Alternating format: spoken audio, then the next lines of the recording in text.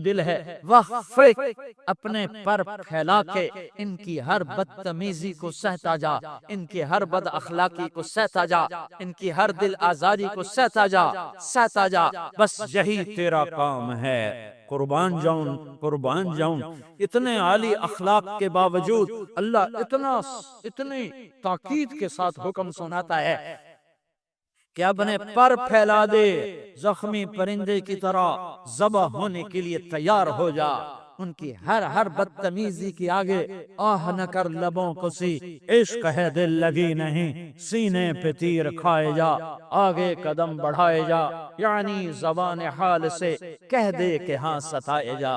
وہ یہ کرتا ہے، وہ یہ کرتی ہے، اسے یہ نہیں آتا، اسے یہ نہیں آتا، وہ یوں سناتی ہے، وہ یوں سناتا ہے، وہ یوں کرتی ہے، وہ یوں کرتا ہے۔ یہ آج کے اخلاق ہیں۔ کوئی آنکھ ایسی نہیں ہے جو خوبیاں ڈھونڈے، جس آنکھ کو دیکھ لو اس میں دوربینیں فٹ ہیں عیب پکڑنے کے لیے۔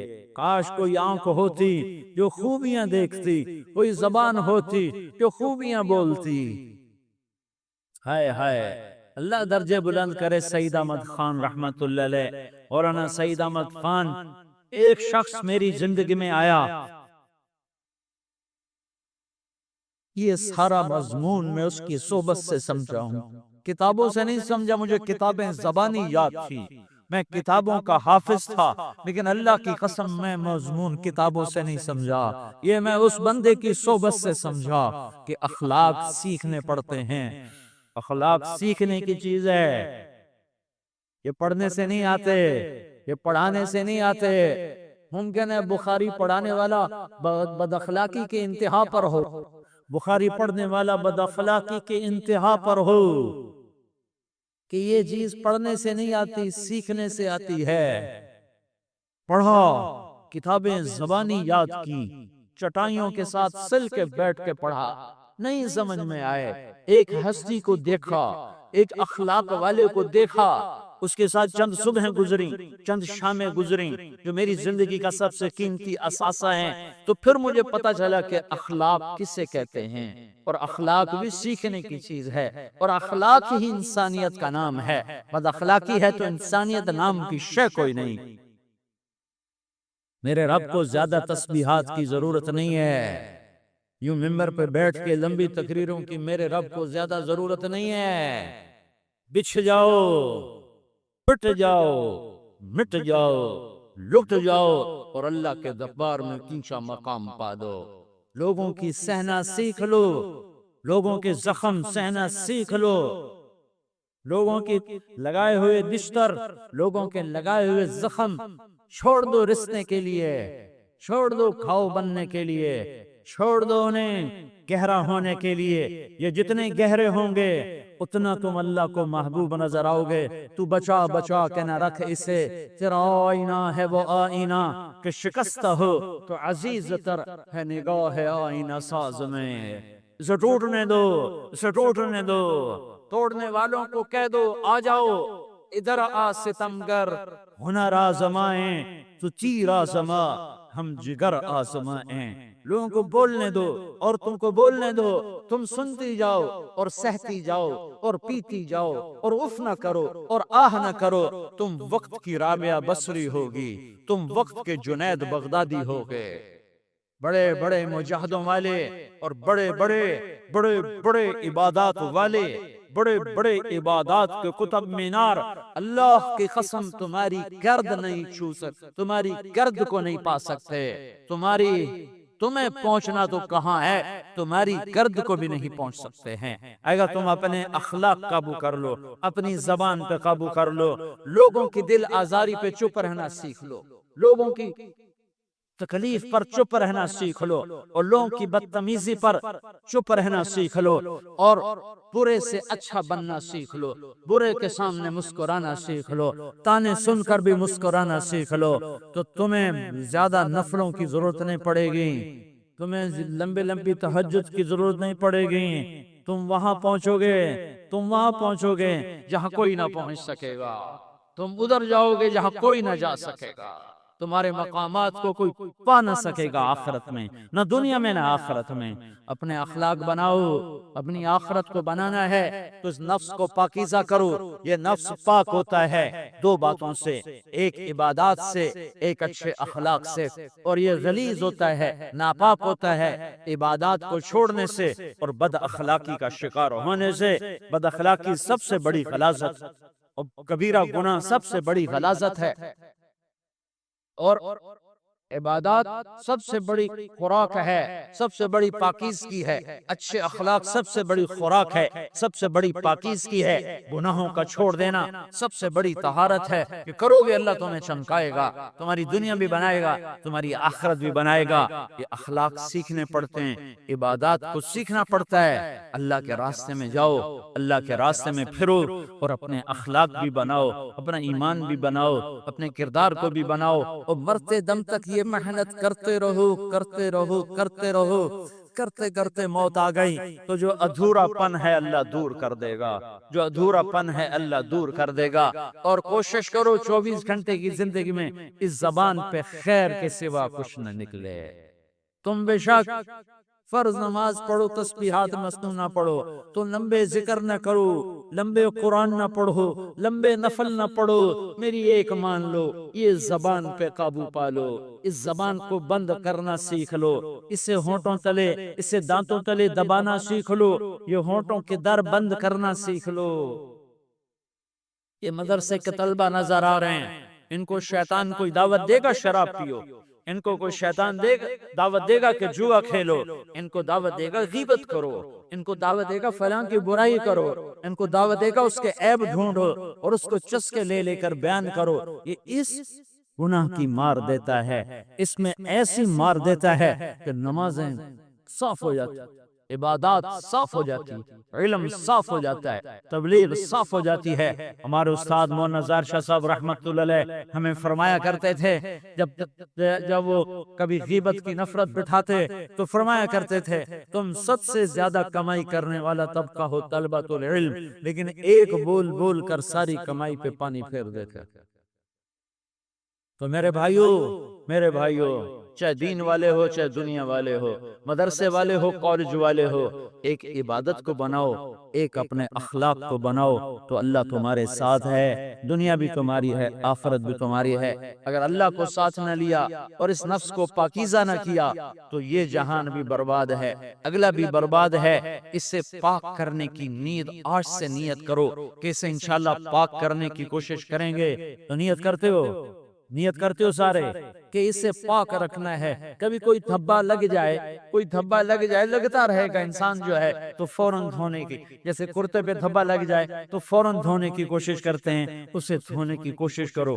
آنسوؤں کا پانی، بس بڑے سے بڑے داغ کو دھونے کے لیے آنسوؤں کا پانی چاہیے، اور زیادہ پانی بھی نہیں چاہیے۔ ایک مکھی کے سر کے برابر تمہاری آنکھوں کے کٹوروں میں آنسو تیر گیا، جو صرف تمہارے اندر کو تر کر گیا، باہر نہ نکل سکا۔ تمہاری آنکھ اتنی بخیل ثابت ہوئی کہ تمہیں آنسو کا ایک قطرہ نہ دے سکی، لیکن اتنا دے دیا کہ تمہارے کنارے بھیگ گئے۔ تو تمہارے بڑے بڑے داغ اللہ دھو کے صاف کپڑا تمہیں ہاتھ میں پکڑا دے، تمہارے ہاتھ میں پکڑا دے۔ تو جب ہو جائے توبہ کرو، جب ہو جائے آنسوں سے صاف کرو، آنسو نہیں نکلتا تو آہوں سے صاف کرو، تمہاری آہیں بھی اسے صاف کر دیتی ہیں، تمہارے آنسو بھی اسے صاف کرتے ہی کرتے ہیں، تمہاری آہیں بھی اسے صاف کر دیں گے۔ تم کہتے ہو جی دل بڑا سخت ہے، آنسو نکلتا ہی نہیں، تو تم کچھ آہ ہی بھر دو اللہ کے آگے، تو وہ بھی تمہیں کہاں سے کہاں پہنچا دے گی۔ سب سے اعلیٰ درجے کا اسلام کیا ہے؟ من سلم المسلمون من لسانہ و یدہ۔ زندگی میں یہ طے کر لو، کوئی کتنا ہی تمہیں دکھ پہنچائے، کوئی کتنا ہی تمہاری بےعزتی کرے، چپ ہو جاؤ، سہ جاؤ۔ مرنے والے کی کیا عزت کیا ذلت، میں نے تو مر کے دیکھا ہے، اور مجھے یہ حدیث سمجھ میں آئی ہے بڑی اچھی طرح، موتو قبل ان تموت، کہ مرنے سے پہلے مر جاؤ۔ اس وقت اگر میں مر جاتا تو مجھے کوئی گالیاں دیتا تو مجھے کیا نقصان تھا، اور مجھے کوئی نعرے لگاتا میرے لیے تو میرا کیا نفع تھا۔ تو مرنے سے پہلے مر جاؤ، کوئی تمہیں برا بھلا کہے تو تمہارا کیا نقصان؟ تمہیں کوئی واہ واہ نعرے لگائے تمہیں کیا نفع ہے؟ اگر اللہ راضی ہے تو مرد آباد اور زندہ آباد سے بے نیاز ہو۔ ابو ذر رضی اللہ تعالیٰ عنہ کو ایک آدمی نے گالیاں دی تو انہوں نے فرمایا بیٹا ایک گھاٹی آگے آ رہی ہے، اس میں گر گیا تو جو کچھ کہہ رہے ہو اس سے بھی زیادہ کا حقدار ہوں، اور اگر پار ہو گیا تو تیری گالیوں سے مجھے کوئی فرق نہیں پڑتا ہے۔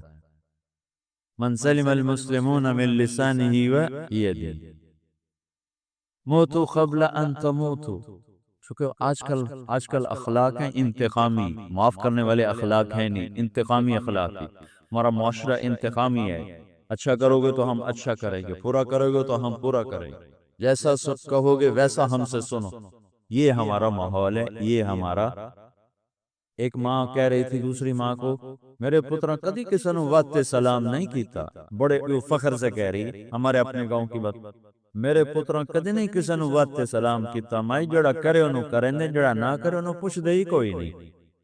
یہ وہ فخر سے کہہ رہے، جو سب سے بڑا عیب ہے وہ سب سے بڑا فخر بنا۔ میرے پترا کدی نہیں کسی نے واسطے سلام کیتا۔ جب ماں باپ نے یہ سبق دیا تو اولاد کا کیا پوچھی؟ ہمارا معاشرہ انتظامی ہے، ایک کی 10 سنانے کا ماحول ہے، تو آپ 100 کی ایک بھی نہ سنا۔ احنف بن قیس رضی اللہ تعالیٰ عنہ پہ ایک آدمی نے چڑھائی کر کے لگا، ایک سناؤ گے نا تو 10 سنو گے میری طرف سے۔ تو احنف بن قیس کہنے لگے بھائی تو مجھے 100 بھی سنائے گا نا تو میری طرف سے ایک بھی تو نہیں سنی۔ ایک آدمی ان کی بڑی بےزتی کر رہا تھا اور وہ چل رہے تھے اور وہ سوت والیاں بک رہا ہے۔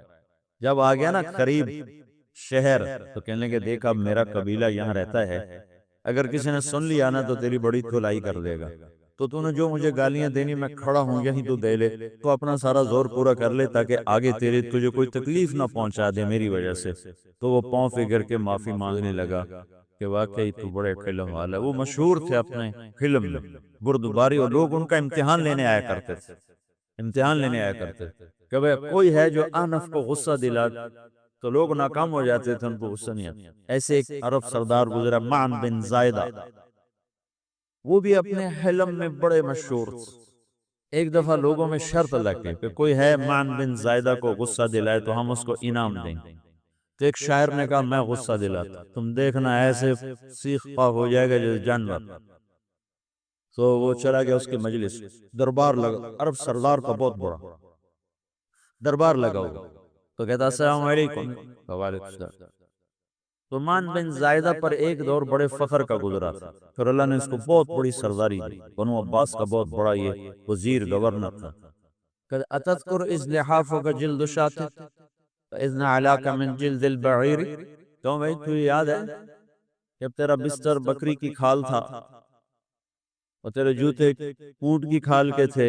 تو کہنے لگا کیوں نہیں یاد، بھلا کوئی ماضی بھی بھولتا ہے؟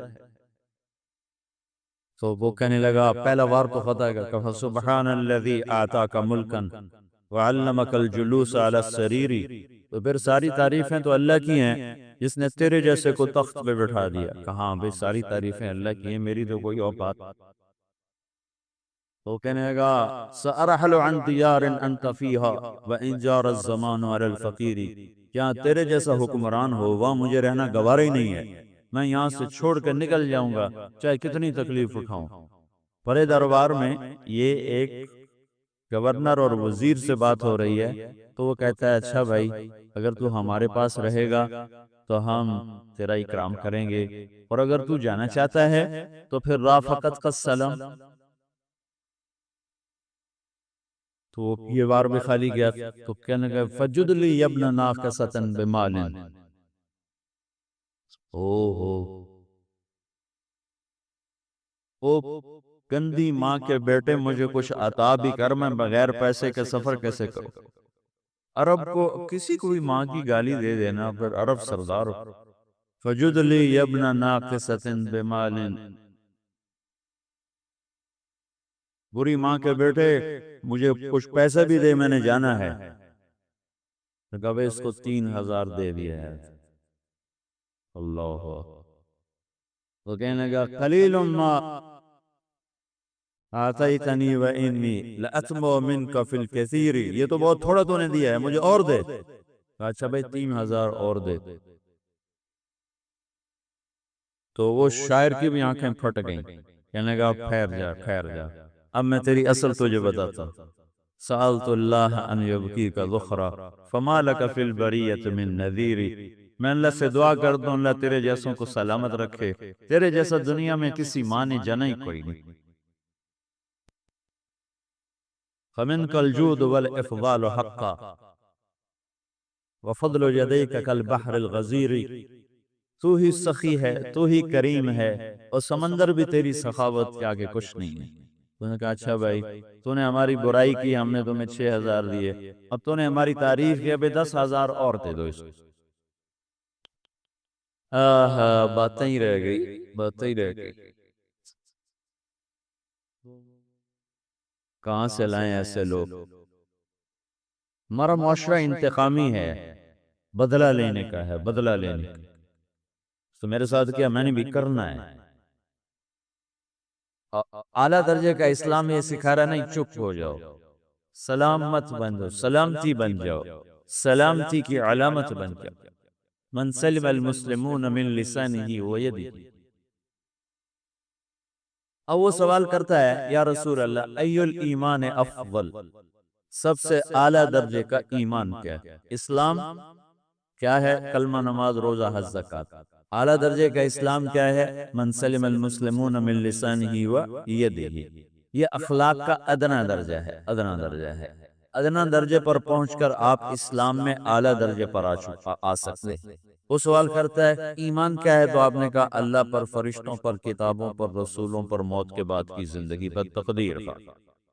اب ایک اور سائل سوال کرتا ہے ای الایمان افضل، سب سے اعلیٰ درجے کا ایمان کیا ہے؟ وہ آپ نے فرمایا حسن الاخلاق، اچھے اخلاق سب سے اعلیٰ درجے کا ایمان ہے۔ جو آدمی اسلام میں، جو آدمی اخلاق میں، جو مرد عورت اخلاق میں ادنا درجے پر ہوتا ہے وہ اسلام میں اعلیٰ درجے پر پہنچتا ہے۔ اب اگر وہ اخلاق میں اعلیٰ درجے پر آ جائے تو اب یہ کہاں پہنچے گا؟ اب یہ کہاں پہنچے گا؟ میرا نبی کہہ رہا ہے سب سے اعلیٰ درجے کا ایمان ہے حسن اخلاق، حسن اخلاق۔ ابو ہریرہ نے پوچھا یا رسول اللہ وما حسن الاخلاق، یہ بھی ایک اور حدیث ہے، یا رسول اللہ حسن اخلاق کیا چیز ہے؟ تو آپ نے 3 چیزیں فرمائی، تصل من قطعک وتعطی من حرمک وتعفو عمن ظلمک، جو تم سے توڑے نہ تم اس سے جوڑو۔ نہیں کرتا سلام نہ کرے، کوئی ہم چھوٹے باپ کے ہیں، ہم تو کبھی بھی نہ کریں، ہم تو کبھی بھی نہ منہ تھوکیں بھی نہیں ہم تو میرا نبی کہہ رہا ہے جو توڑے تم اس سے جوڑو، جو محروم کرے اسے عطا کرو، جو زیادتی کرے اس سے درگزر کرو۔ یہ 3 کام جو عورت مرد کر لے گا یہ اخلاق کے اعلیٰ درجے میں ہے۔ جب یہ اخلاق کے اعلیٰ درجے پر پہنچتا ہے تو پھر میرا نبی کیا بشارت دیتا ہے؟ ادنا درجے پر پہنچ کر تو اعلیٰ مسلمان کی بشارت ہے، اور اخلاق میں اعلیٰ درجے پر پہنچ کر میرا نبی کہتا ہے کاد الحلیم ان یکون نبیا، اعلیٰ اخلاق والا بس نبی بنتے بنتے رہ جاتا ہے۔ اعلیٰ اخلاق والا ایسے ہے جیسے کہ نبی، قریب ہے کہ وہ نبی بن جائے، یہ تو ہے نا ترجمہ، لیکن ہم ہمارے اردو میں کہتے ہیں وہ نبی بنتے بنتے بنتے رہ گیا۔ یہ مطلب کہ اس میں اور نبی میں صرف نبوت کا فرق رہ جاتا ہے، باقی وہ سب کچھ حاصل کر لیتا ہے۔ تو یہ سارے دین کا میں نے آپ کو خلاصہ بتایا ہے کہ میری آپ کی ضرورت ہے کہ میرا اسلام اعلیٰ درجے کا، من سلم المسلمون من لسانہ ویدہ، میرا ایمان اعلیٰ درجے کا ہو۔ بے نیاز اور صمد اللہ، حیاؤں والا اللہ، کفر کو مہلت دیتا آیا، شرک کو مہلت دیتا آیا، بت پرستی کو مہلت دیتا آیا، نہیں مہلت دی تو بے حیائی کو نہیں دی۔ جب قومیں بے حیا ہوئی اور ناچ گانا عزت بن گیا، زنا فیشن بن گیا، عورتیں کپڑوں سے باہر آ گئیں، مرد آوارہ ہو گئے، تو پھر اللہ نے زمین کو ہلایا۔ اللہ نے بے حیاؤں کو مہلت ہمیشہ تھوڑی دی ہے۔ مشرق اور مغرب کے سر سے حیا کی چادر اتر چکی ہے، ان کی تو اتر گئی تھی، وہ ہماری بھی اتارنے کے چکر میں ہیں، ان کی تو اتر گئی تھی، وہ ہماری بھی اتارنے کے چکر میں ہیں۔ اور جس دن اللہ کا نظام چلے گا اور اسے کوئی روک سکتا ہے؟